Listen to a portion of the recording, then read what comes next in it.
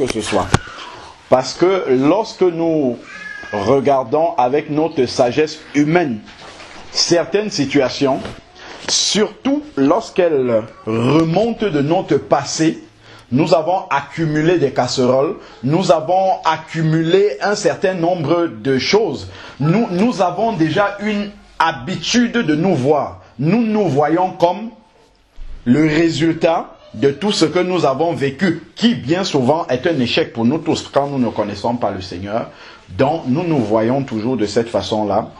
Et nous n'imaginons pas notre vie autrement que l'aboutissement de tout ce qui a toujours été et qui a forgé notre vie. Nous ne voyons pas autrement.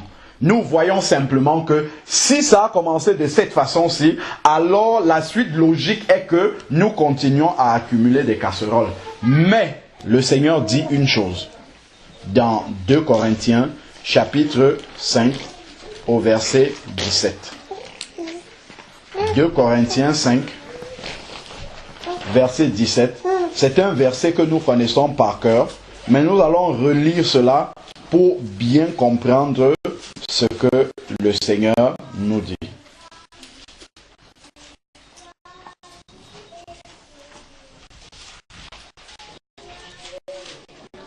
« 2 Corinthiens 5, verset 17. Si donc quelqu'un est en Christ, toute la suite vient du fait que nous soyons en Christ.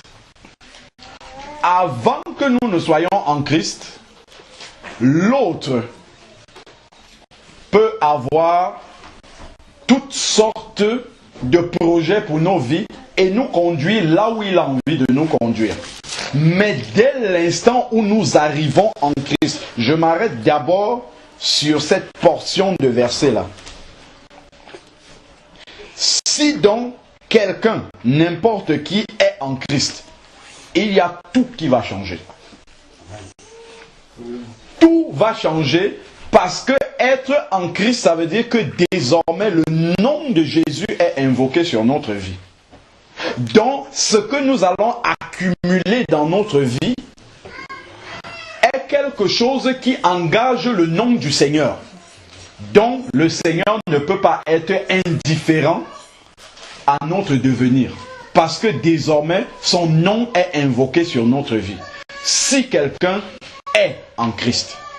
Le Seigneur nous dit dans Colossiens 1, verset 13, qu'il nous a délivrés de la puissance de l'ennemi. Ce n'est pas qu'il va nous délivrer.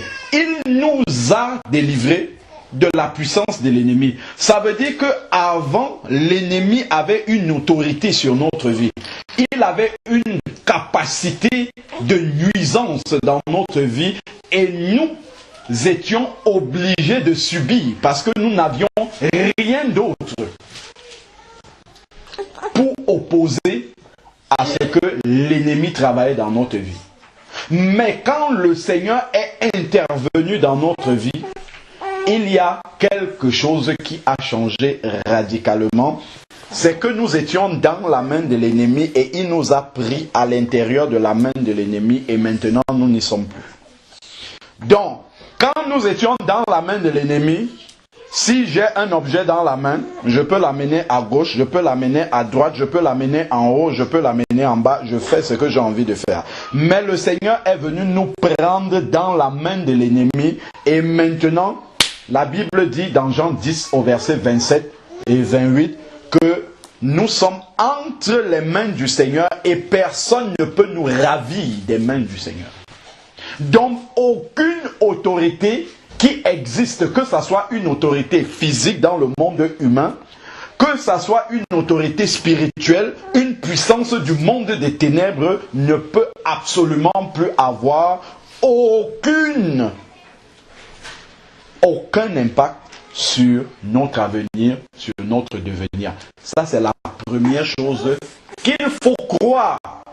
Parce que c'est la parole de Dieu, mais après, il faut le croire. Parce que ce qui est écrit, c'est une chose. Après, maintenant, on a compris intellectuellement, mais il faut que ça descende dans le cœur et que ça produise la foi.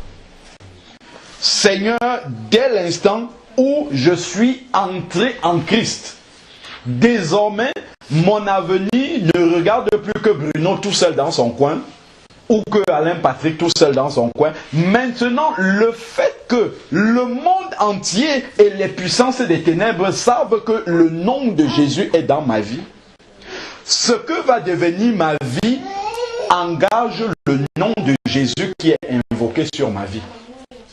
Voilà pourquoi le Seigneur ne peut pas laisser et rester indifférent à tout ce qu'il adviendra de ma vie. Ça, c'est la première chose que je dois savoir en tant qu'un enfant de Dieu.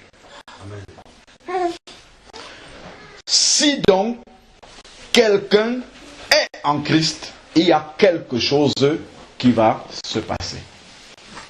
Comme Jean 1, du verset 12 au verset 13, va dire: à tous ceux qui l'ont reçu la parole de Dieu, elle a donné le pouvoir de devenir un enfant de Dieu. Donc quand on devient un enfant de Dieu, on est transporté, comme disait aussi Colossiens 1, verset 13 dans la suite, on est transporté d'un royaume à un autre. Donc désormais, notre destin, notre avenir, tout ce que nous allons être dorénavant, c'est posé dans la main du Seigneur. Première chose que je dois savoir et croire. Et mes prières désormais doivent être basées sur ce fait-là. Seigneur, toi, tu connais ce que a été ma vie. Je le conjugue au passé maintenant. Toutes les casseroles que j'ai pu traîner jusqu'ici, quand je suis mort, je bénis le Seigneur parce que le frère chantait tout à l'heure: qu'est-ce que Dieu a fait pour moi? Il m'a tué. C'est ça qui arrive lorsque nous venons en Christ. Il a tué l'ancienne vie avec tout ce qu'elle comportait. Avec toute la succession, si on va dire de malédiction, tout cela, Jésus a mis un terme à ça. C'est pour ça que quand on prend quelqu'un, lorsqu'il reçoit Christ, on l'enterre dans les eaux du baptême. C'est ça, véritablement. Et on l'enterre avec tout ce que sa vie ancienne contient. Et lorsqu'il ressort, il ressort totalement nouveau. Une nouvelle personne. C'est pour ça qu'on parle de nouvelle naissance. Quand un bébé vient à la vie, il n'a pas de passé. C'est pour ça qu'on l'enregistre dans les registres d'état civil pour la première fois. Il y a pas, si on tourne à son casier judiciaire, il n'y a rien dedans. Donc tout va recommencer. Spirituellement aussi, c'est exactement ce qui se passe. Si des choses avaient été bloquées dans notre vie, à ce moment-là, tout va changer. Je ne suis pas en train de dire que Dieu débloque tout immédiatement, mais c'est que désormais, ce n'est plus l'autre qui a la clé de déblocage. Mais c'est entre les mains de Dieu et le Seigneur peut débloquer cela à l'instant même où il le souhaite. Ça, déjà, nous devons le savoir. Deuxièmement, c'est que s'il y a des épreuves encore qui existent dans notre vie, Dieu ne les permet pas pour nous détruire, mais pour nous construire désormais. Alors que le malin, lui, il amenait des combats dans nos vies pour nous détruire, comme dit Jean 10. Jean 10 nous dit que le voleur ne vient que pour tuer, égorger. Donc il ne vient pas pour s'amuser. Il vient pour nous entraîner avec lui dans la fosse, dans la perdition. Mais quand Jésus arrive, il remet de l'ordre dans tout cela. Je continue la suite du verset 17. Si donc quelqu'un est en Christ, il est une nouvelle créature. Normalement, il pouvait s'arrêter à ce niveau-là. Quand on dit que quelque chose est nouveau, c'est que ça n'embarque pas les choses du passé. C'est totalement nouveau. Mais le Seigneur prend la peine de préciser qu'est-ce qu'il entend par nouvelle créature. Dans le texte original, c'est une nouvelle création. Comme lorsque Dieu a créé le monde. Quand il dit, je ne sais pas moi, que la terre soit ainsi de suite, Il ne prend pas des matières premières préexistantes pour fabriquer le monde avec tel que nous pouvons le faire. Non. Il construit à partir de rien du tout. À partir du néant, de ce qui n'existe pas. Donc, de la même façon, lorsque nous devenons une nouvelle créature, Dieu n'améliore pas les choses passées. Il prend tout et il reconstruit à neuf. Il n'améliore pas. Il détruit le passé et il reconstruit totalement. Donc ça, c'est quelque chose que nous devons accepter et croire. Quand tu parlais, dans mon cœur, moi je recevais que si tu pries, je t'assure que ce sont tes enfants qui vont te rechercher. Amen. Parce que ça, c'est la volonté de Dieu. Amen. De prier selon les promesses de Dieu. Dieu ne peut que vouloir que la famille soit dans l'unité. Si la maman n'est plus de ce monde, au moins le papa existe encore. Ça ne peut être que la volonté du Seigneur. C'est de venir fléchir les genoux devant le Seigneur en lui rappelant sa parole. Seigneur, tu as dit ceci dans la parole. Tu as dit ceci. Et comme le Seigneur nous dit, il veille sur sa parole pour l'accomplir. Quel que soit l'endroit où ces enfants-là sont, la puissance, toi tu ne peux pas te déplacer parce que tu ne sais même pas. Mais l'Esprit de Dieu va aller parler dans le cœur de ces enfants-là. Que ces enfants-là soient dérangés jusqu'au jour où ils auront retrouvé leur papa biologique. C'est des choses, même quand on écoute les gens de ce monde parler, il y a des gens qui ont entrepris des recherches. On a une sœur là, qui n'avait pas vu son papa aussi depuis longtemps, qui à un moment donné a entrepris de chercher. Donc le Seigneur est capable d'aller enlever la paix dans le cœur de ces enfants-là. Et la seule chose qui pourra ramener la paix, c'est qu'elles aient un contact avec leur papa. Juste ta prière. Avant, tu n'avais que tes propres forces sur lesquelles compter. Comment je vais faire, ainsi de suite. Mais maintenant, tu es entre les mains du Seigneur. Et le Seigneur peut faire le travail pour toi si tu pries et tu lui demandes des forces pour venir à ton secours. Ça, c'est ce qu'il faut croire. Et ça, ça change radicalement de celui qui n'est pas en Christ. C'est pour ça qu'on lit le début du verset dit « Si quelqu'un est en Christ ». Et être en Christ, c'est non seulement confesser le nom de Jésus, mais c'est faire sa volonté surtout. Parce que si je dis que je suis en Christ, mais je veux encore compter sur moi-même, je veux encore établir moi-même mon propre projet, voici comment je vais faire, ainsi de suite, Christ va se mettre de côté et il va me laisser faire. Mais si je lui dis, Seigneur, je ne peux pas, je suis entre tes mains, et c'est toi qui nous dis dans ta parole, que c'est lorsque je suis faible, qu'alors je suis fort, parce que je ne compte plus sur mes forces, mais je compte sur les tiennes. Là, le Seigneur vient, il prend le relais et il fait le travail à la perfection. Et l'intervention du Seigneur sera de telle façon que toute la gloire lui revienne. Tu n'auras pas à faire quelque chose, c'est ton téléphone qui va sonner. Je donne un exemple, je ne dis pas que c'est ça que Dieu va faire. Je donne un exemple pour montrer la manière dont le Seigneur est capable d'agir, pour que tu saches que, en fait, ce n'est pas toi qui as fait. C'est lui qui a tout fait. Tu es resté et la chose est venue. Tu as prié et tu as cru que le Seigneur est capable de faire cela. Non seulement de les amener, mais de préparer leur cœur pour venir avec un cœur repentant.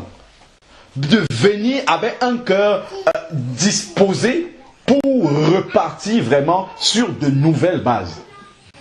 Le Seigneur, lui, il est capable de faire cela.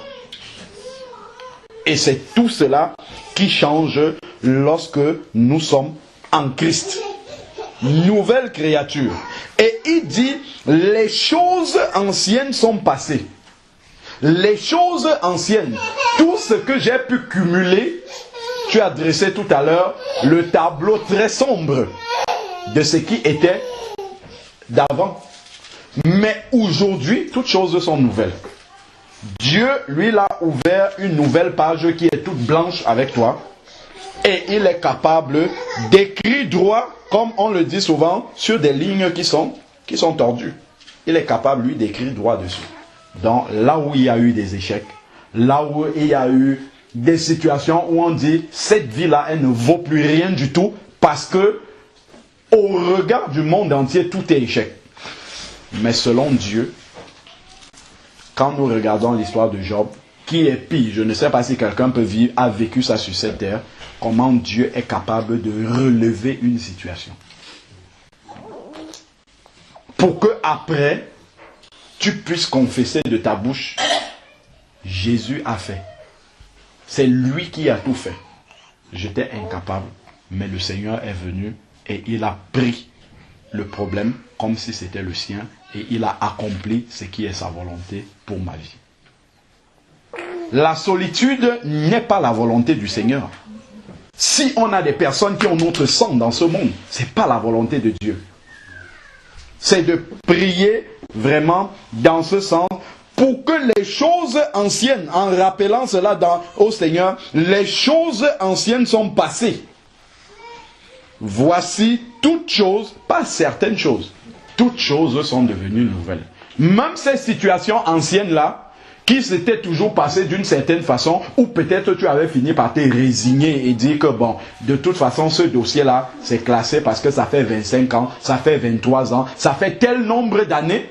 Donc nous, on regarde en termes de nombre d'années, mais Dieu ne regarde pas du tout en nombre d'années. C'est ce que nous voyons dans 2 Pierre 3, 8 et 9. Que 1000 ans sont aux yeux du Seigneur comme un jour. Une situation qui est avortée aux yeux des hommes, Dieu est capable de la changer en un instant.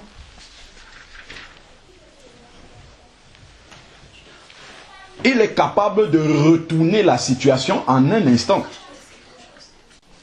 Et je crois que chacun a une portion de témoignage par rapport à cela. Comment des situations qui sont restées compliquées pendant longtemps, le Seigneur est venu et a été capable de retourner la situation.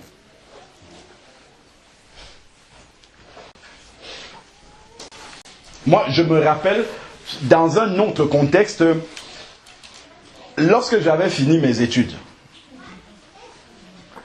pour les étudiants étrangers, pour entrer sur le monde du travail, il faut passer du statut étudiant au statut de salarié, et ça, c'est un vrai parcours de combattant, à l'époque, quand j'ai fini. Seulement, les conditions qu'on demandait à une entreprise qui veut embaucher un étranger, c'était de nature à décourager totalement l'entreprise. Fallait que l'entreprise paye une forte somme, fallait que l'entreprise justifie pourquoi elle n'a pas recruté un Français, fallait au moins que l'entreprise, la direction départementale du travail étudie pendant 5-6 mois la demande. Ça, c'est entre-temps, tu ne peux pas travailler. En regardant ça seulement, pendant une année, je n'ai même pas, j'ai passé 3 entretiens. C'est là où toutes les idées venaient. Épouse une Française pour avoir les papiers. On venait me dire, fais un enfant, fais ceci, ainsi de suite. J'étais là. Je n'étais même pas encore converti, mais dans ma tête, je voulais rester honnête. Tout simplement. Autour de moi, ça se faisait. Même mes frères.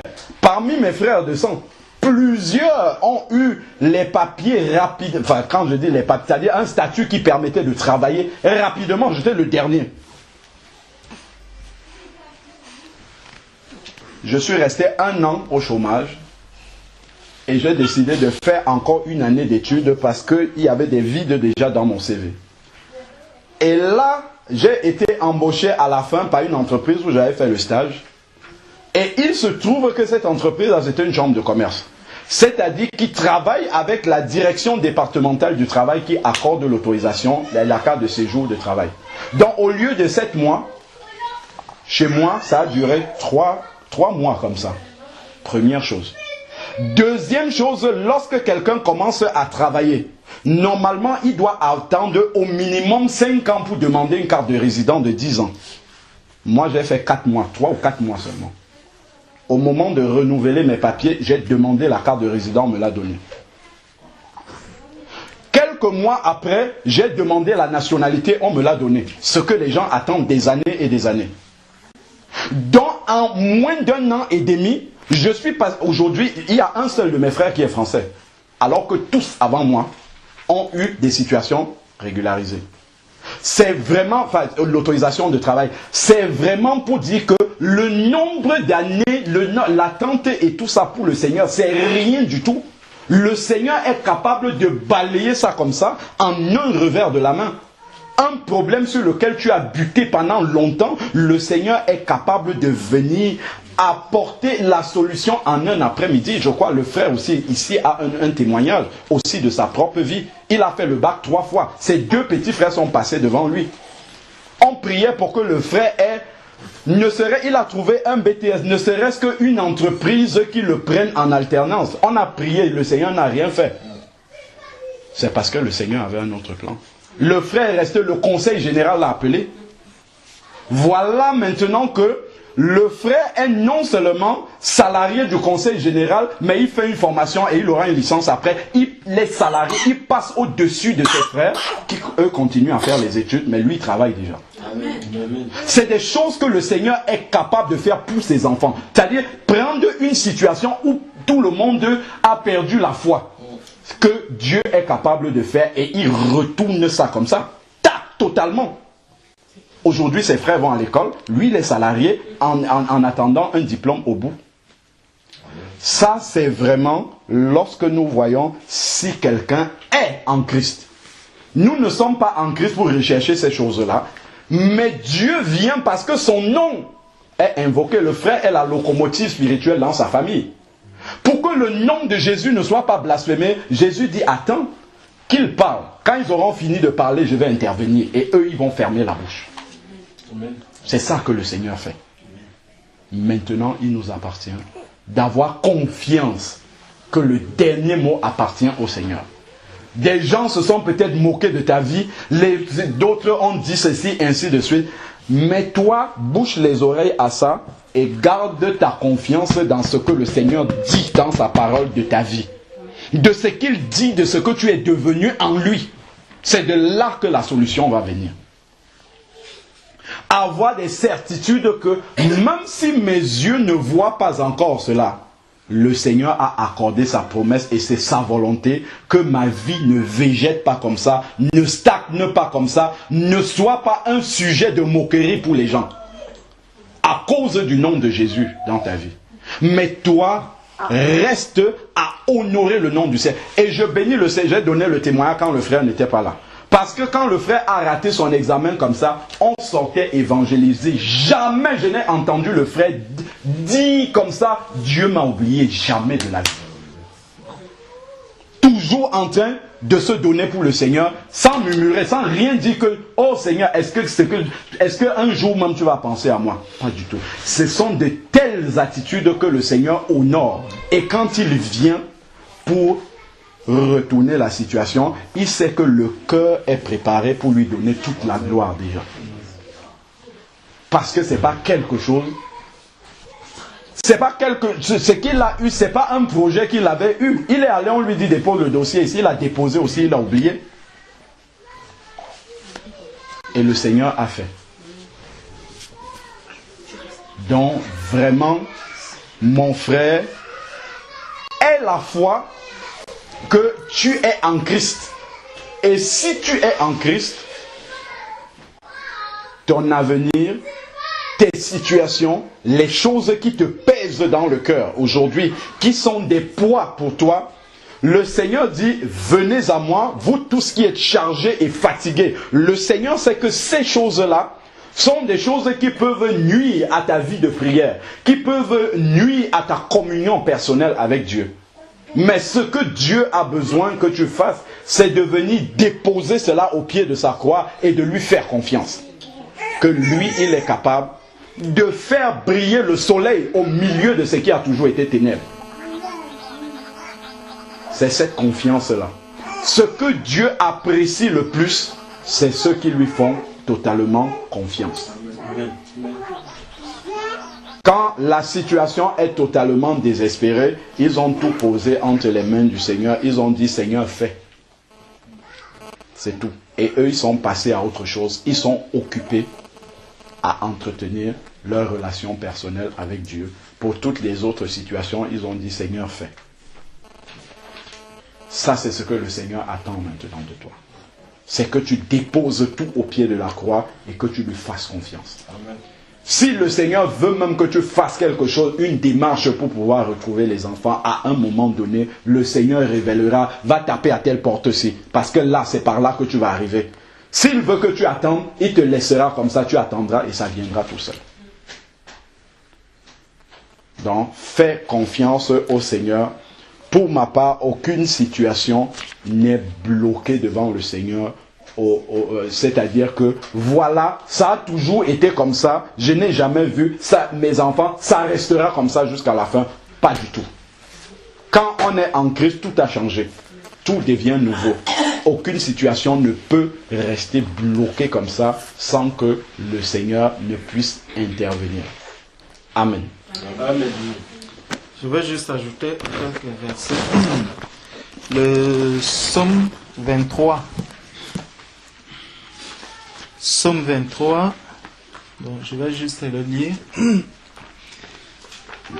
L'Éternel est mon berger, je n'aurai point de disette. Amen. Il me fait reposer dans des parcs herbeux, et il me conduit le long des eaux tranquilles. Donc c'est l'Éternel qui me conduit. Amen. Je ne me conduis plus. J'ai donné ma vie au Seigneur, comme le frère le disait tout à l'heure. Ma vie est entre les mains du Seigneur et c'est lui maintenant qui me conduit en tant que berger. C'est le berger qui montre la direction aux brebis qui arrivent. La brebis ne dit plus je prends la direction de Paris ou la direction de... Non. Il dit maintenant il faut que vous alliez à Paris parce que c'est de ce côté que se trouve l'herbe et c'est là-bas que vous allez, vous irez brouter l'herbe. Et c'est cette voie que je vais suivre. Même si mes yeux voient l'herbe du côté du Mans et que mon berger m'a dit c'est à Paris que je dois aller, la direction de Paris, je l'emprunte. Il restaure mon âme et il me mène par des sentiers unis. Plus des sentiers dispersés. Amen. Des sentiers unis pour l'amour de son nom. Alléluia. Amen. Donc le Seigneur le fait pour que son nom ne soit pas blasphémé. Amen. Comme on était en train, le frère le disait tout à l'heure.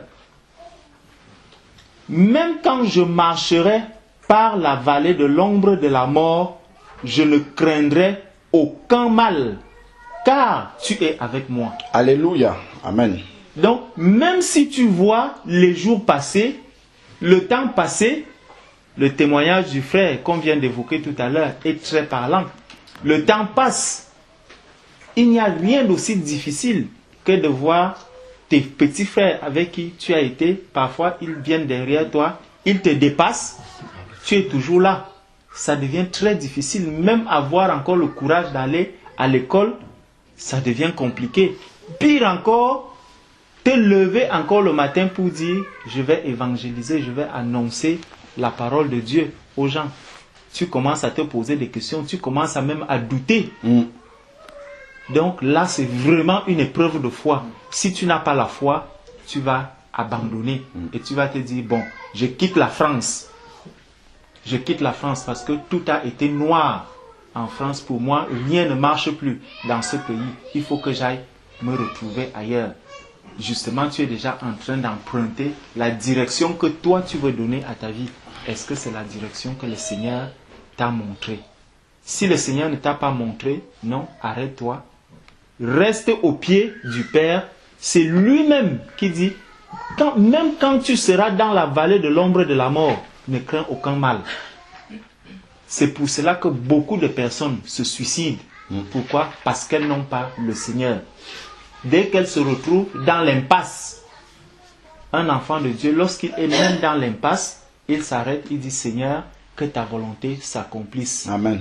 Tu vois le grand trou, Seigneur, que ta volonté s'accomplisse. Et tu verras comment le Seigneur lui-même va glorifier son nom. Il dit bien que c'est pas l'amour de son nom. le Seigneur ne permet pas que son nom puisse être humilié.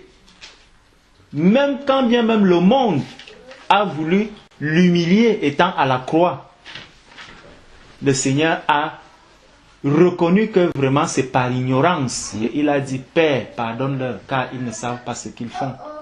Aujourd'hui, tu es humilié, aujourd'hui, tu traverses une situation difficile.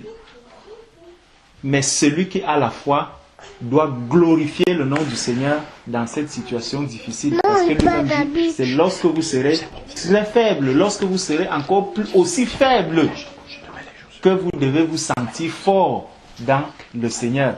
Donc, plus je vais me sentir humilié dans le monde, et plus je dois donner encore plus de force, plus d'engagement dans ma marche avec le Seigneur. Parce que si, imagine un seul instant, tu décides de prendre une certaine direction, une direction autre que celle du Seigneur. Et là, tu vas encore buter. Tu vas faire quoi? Tu diras, maintenant je quitte l'Afrique, je vais en Amérique. Arrivé en Amérique, ça ne marche plus. Tu vas dire, bon, là, il faut que je fasse encore quoi? Il faut que j'essaye encore d'aller du côté. Finalement, tu vas te mettre à tourner. Tu n'auras pas de direction. Or, celui que le Seigneur a déjà choisi pour être son enfant, le Seigneur le suit à l'œil. Amen. Amen. Le Seigneur a son regard sur tous ses enfants. Personne ne pourra plus te ravir entre les mains du Seigneur. Amen. Si tu lui restes fidèle. Il dit, même quand je marcherai par la vallée de l'ombre de la mort, je ne craindrai aucun mal, car tu es avec moi. C'est ton bâton et ta houlette qui me consolent. C'est ton bâton et ta houlette qui me consolent. Lorsque le berger a le bâton et qu'il constate que peut-être cette brebis, elle, je leur demande d'avancer, elle est toujours là en train de vouloir gratter le sol, il va apporter le bâton. Pouf! Allez, continue. Donc, vois aujourd'hui les épreuves qui sont dans ta vie comme étant le bâton que le Seigneur utilise pour te redresser. Peut-être tu étais dans la vie antérieure quelqu'un qui était très attaché peut-être à l'argent, et là le Seigneur va te dire, tu as trop aimé l'argent, il faut d'abord que je te fasse comprendre que l'argent n'est rien et que moi je dois passer au-dessus. Tu as trop aimé cette femme, il faut que je te montre d'abord que cette femme n'est rien, parce que justement cette femme, elle doit d'abord aller loin de toi, et là tu comprendras que même cette femme que j'ai tant aimée est capable de me lâcher, elle est capable de m'abandonner.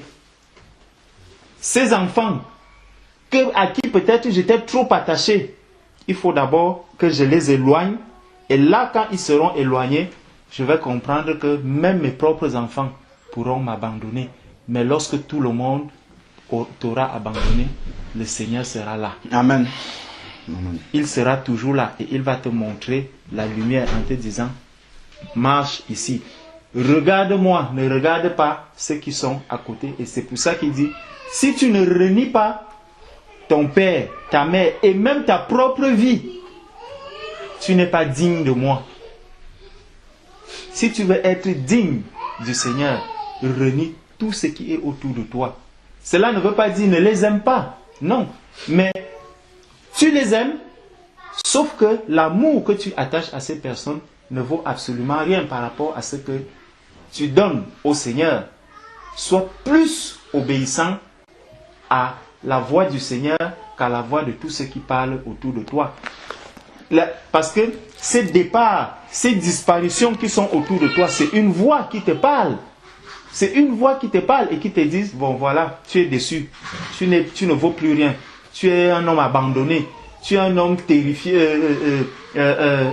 seul, tu ne peux même plus te marier, tu ne peux même plus faire ceci, le travail même, ton travail même, ça ne va plus marcher, ceci. les choses vont te quitter comme ça, petit à petit, petit à petit, petit à petit. Et tu seras en train de te demander, est-ce que je suis vraiment sur la bonne voie? Est-ce que je suis encore sur la voie du Seigneur? Est-ce que vraiment Dieu peut laisser son enfant dans cette boue, alors que je dis que je crois en Dieu, que mon Dieu est tout puissant, que mon Dieu console, il est mon consolateur, mais comment il peut me consoler dans cette souffrance? Ici, on nous rappelle que ton bâton et ta houlette me rassurent. Et le Seigneur ne châtie pas celui qui n'aime pas. Nos châtiments sont un signe d'amour du Seigneur envers nous. Ce qui n'est pas le cas avec celui qui n'a pas Christ. Parce que celui qui n'a pas Christ est perdu. Il n'aura personne pour le consoler. Lorsque son épouse va l'abandonner, il va se dire, bon, la seule chose c'est que je dois me suicider. Si c'est quelqu'un qui ne travaille pas, il va se dire, mais maintenant, qui va payer mon loyer? Qui va faire telle chose? Qui va faire ceci? Qui va faire cela? Donc, il se retrouve seul. Or, celui qui a Christ sait que même si tout le monde s'écroule autour de moi, j'ai la puissante main du Seigneur qui me soutient et qui ne peut pas permettre que mon pied chancelle. Amen. Il dit, tu dresses la table devant moi à la vue de ceux qui me persécutent. Tu oins ma tête d'huile et ma coupe est remplie. Et ma coupe est remplie. Quoi qu'il en soit, les biens et la miséricorde m'accompagneront. Amen. Ils m'accompagneront. Ce n'est plus moi qui les suis. Je suis devant. Ils m'accompagnent. Donc ils sont là, qu'ils le veuillent ou pas. Parce que tout cela, c'est le Seigneur qui le donne. Et il le donne à la fois aux bons, aux mauvais. Donc nous ne sommes plus esclaves de ces choses. Les hommes du monde sont esclaves des choses de ce monde. Ils sont même esclaves de l'amour qu'ils ont pour leur famille. Or, nous ne sommes plus esclaves de toutes ces choses. Tous les jours de ma vie, et mon habitation sera dans la maison de l'Éternel. Amen. Pour longtemps. Amen. Donc, si tu reconnais que ton habitation se trouvait dans la maison de l'Éternel, que ton cœur ne se trouble point. Crois en Dieu et crois en Jésus. Tu seras sauvé. Amen. Amen. Je vais juste le lire. C'est Ésaïe 43, 18. Ne pensez plus aux événements passés et ne considérez plus ce qui est ancien. Amen. Amen. Amen. C'est 1 Pierre 5, verset 8. On commence dans le verset 6. 1 Pierre 5. 1 Pierre 5, verset 6 à 9.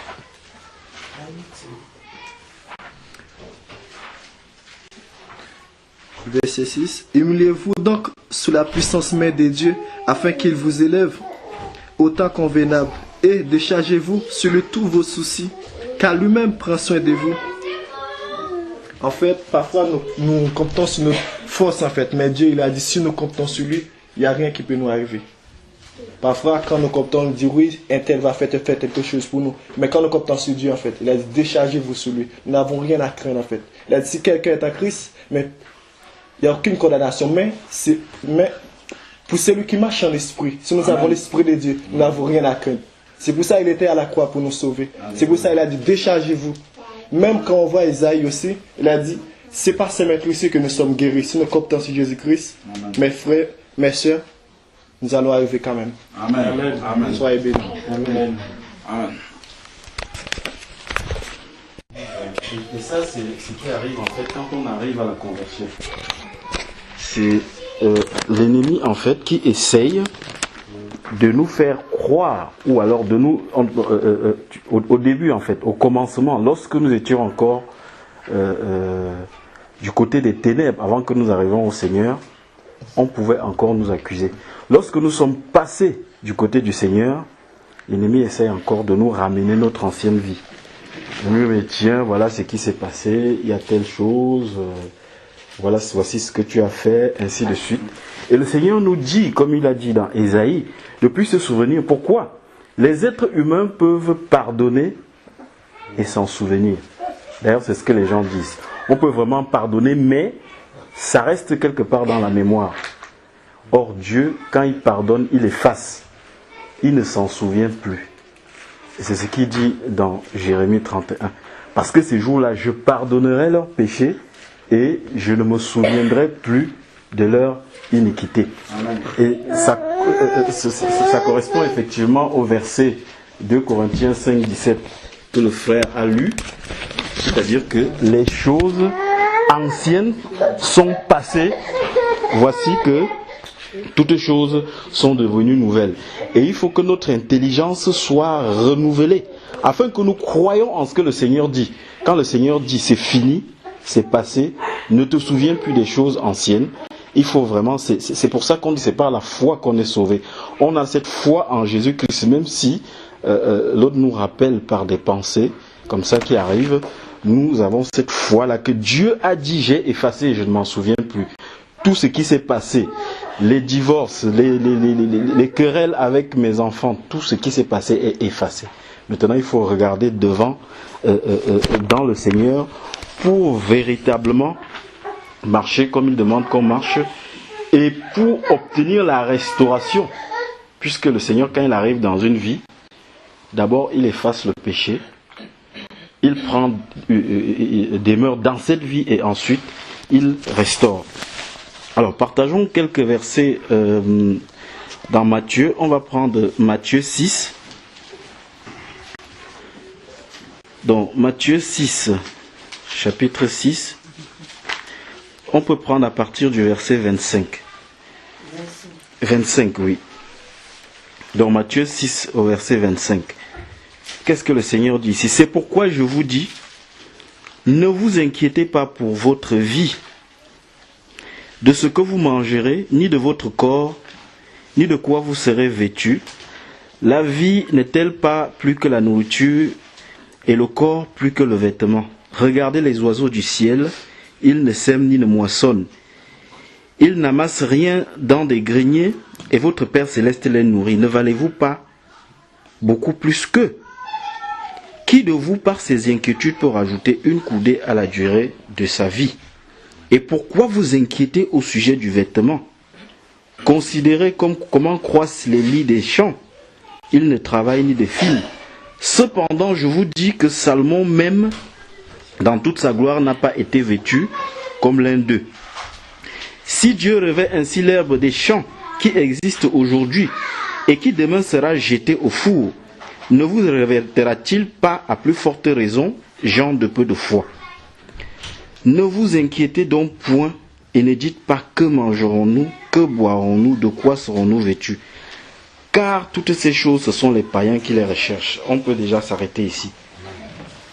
Donc le Seigneur nous montre ici, en fait, il introduit ici la notion de père. Comme le frère disait aujourd'hui, 1 Jean 3, qu'est-ce que 1 Jean 3 dit? Voyez de quel amour le Père nous a aimés pour que nous soyons appelés enfants de Dieu.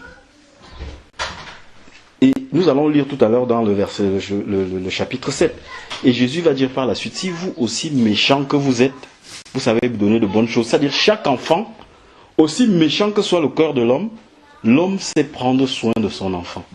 Et il dit, à plus forte raison, votre Père qui est dans les cieux. C'est-à-dire, si tu as la conviction et la certitude que tu es l'enfant du Dieu vivant, celui qui a créé toutes choses, le Dieu du ciel et de la terre, puisqu'il dit que tu es devenu son fils. Mais si tu as cette certitude-là dans ton cœur, alors tu sais que Dieu va prendre soin de toi. Amen. Il va tout restaurer, absolument tout. Il te donnera la nourriture en ton temps, il te donnera le travail, il te donnera celle qu'il a choisie pour ta vie. Il va tout restaurer. Pourquoi? Parce que tu es devenu son enfant. Amen. Le fils du Dieu vivant. Parce que c'est ce que la parole nous dit.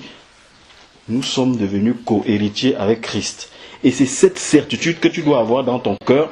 Et lorsque les inquiétudes arrivent, tu les chasses au nom de Jésus-Christ et tu maintiens le cap dans la recherche et le travail que le Seigneur dit ici. C'est pour ça qu'il dit ici, les hommes ne doivent pas s'inquiéter. Ceux qui s'en inquiètent, c'est quoi? Tu vois, ce que le Seigneur dit, ce sont les païens qui recherchent ces choses. Donc ceux qui ne connaissent pas Dieu, ceux qui vivent dans ce monde et qui ont d'autres dieux, en réalité, ils ont pour Dieu l'argent, pour Dieu leur famille, pour Dieu. Il y a tellement de choses qui occupent leur vie qu'ils passent leur temps à rechercher ces choses. Mais lorsque le Seigneur a fait ce qu'il a fait de nous, c'est-à-dire ses enfants co-héritiers avec Christ, nous devons avoir la certitude que Dieu va prendre soin de nous. Et que quoi qu'il arrive, comme les apôtres, que nous sachions glorifier le Seigneur aussi bien dans la joie que dans la peine. Parce que la Bible nous prévient que d'ailleurs, comme tout le monde est sous le pouvoir de Satan, nous allons être persécutés, nous allons souffrir. Mais si le Seigneur, comme le frère disait, s'il laisse certaines épreuves dans notre vie, c'est pour nous faire avancer dans la foi, pour nous faire passer à un autre niveau en fait.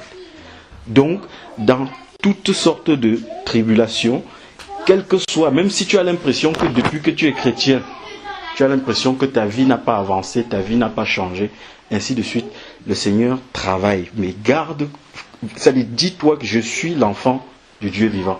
Je suis son fils. Il ne peut pas m'abandonner. Pourquoi?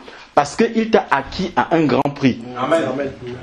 Imagine-toi, lorsque tu vas acheter un objet à un grand prix, regarde un peu comment les gens prennent soin, par exemple, de leur iPhone qu'ils ont acheté 700 €. Quand tu achètes quelque chose cher, qu'est-ce que tu fais? Mais tu peux vraiment balancer tout ce qui t'entoure, mais quand ça t'a coûté, comme les gens du monde disent, un bras, tu en prends soin. Ça, c'est ainsi que l'homme se comporte vis-à-vis. Mais combien de fois le Fils du Dieu vivant, mais pour que nous devenions fils de Dieu, ça a coûté à Dieu de devenir un homme et de venir sur la terre mourir comme un esclave sur une croix.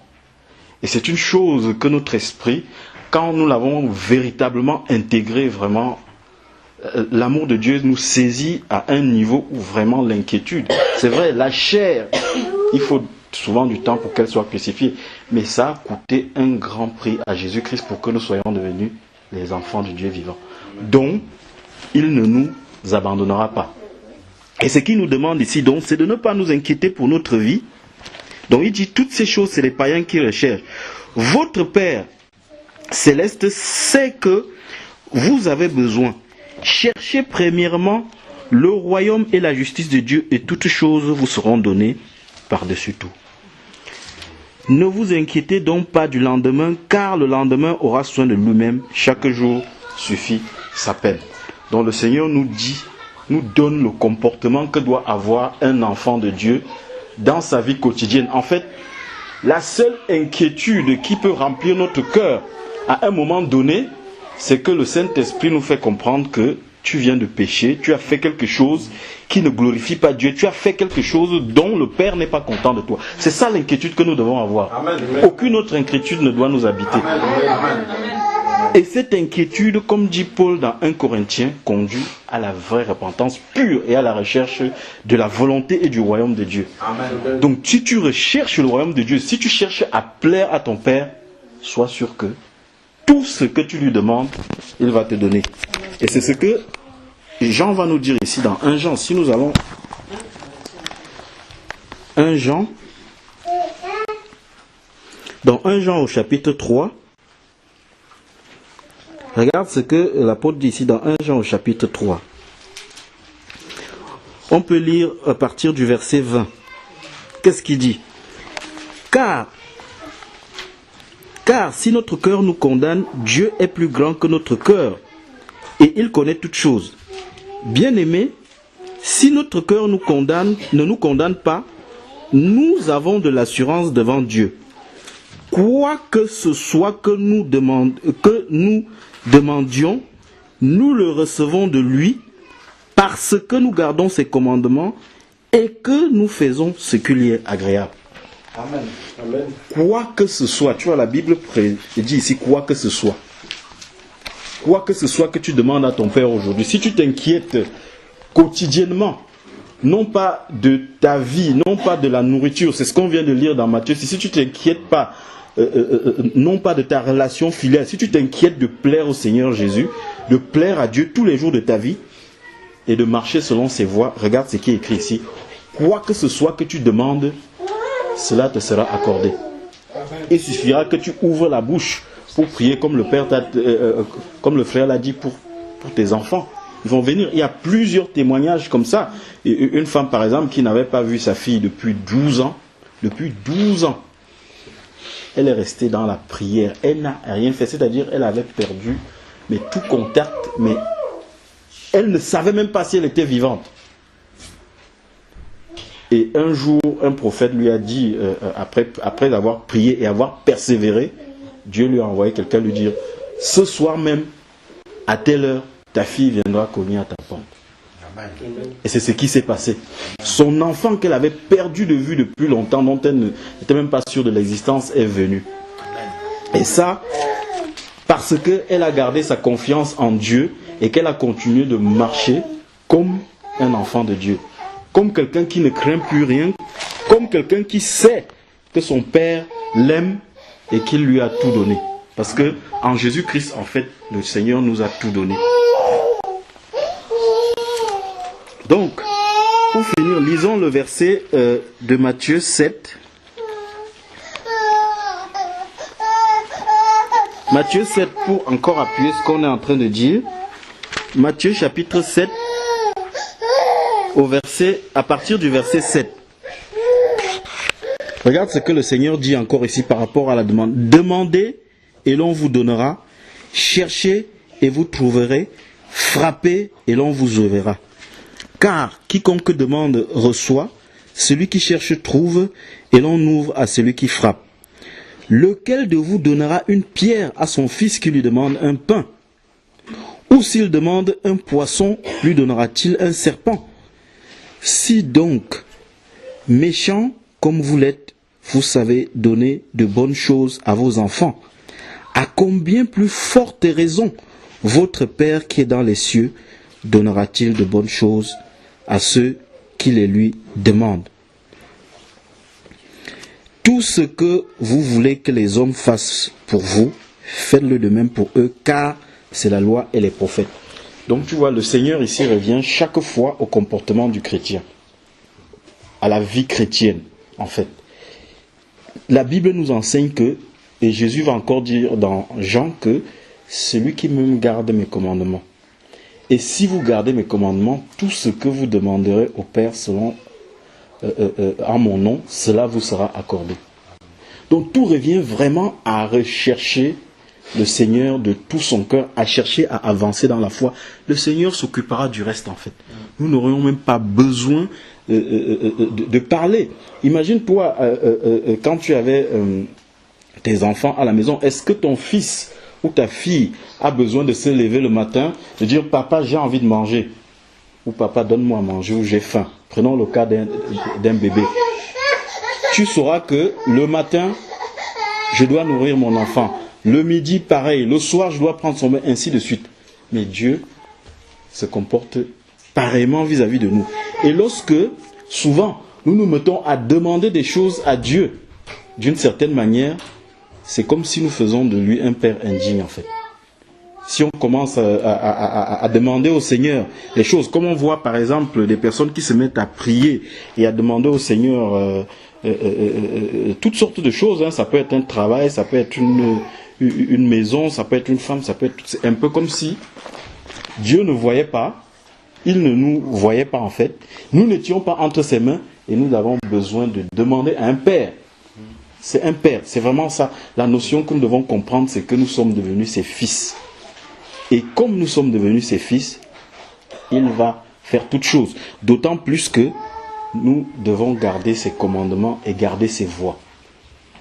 Rester ferme dans la parole, quelles que soient les tribulations, quelles que soient les souffrances que nous traversons, véritablement demeurer dans la recherche du royaume des cieux comme le Seigneur nous dit. Néanmoins, on peut être amené à parler. Je ne suis pas en train de dire que le fait de prier et de demander, c'est un péché.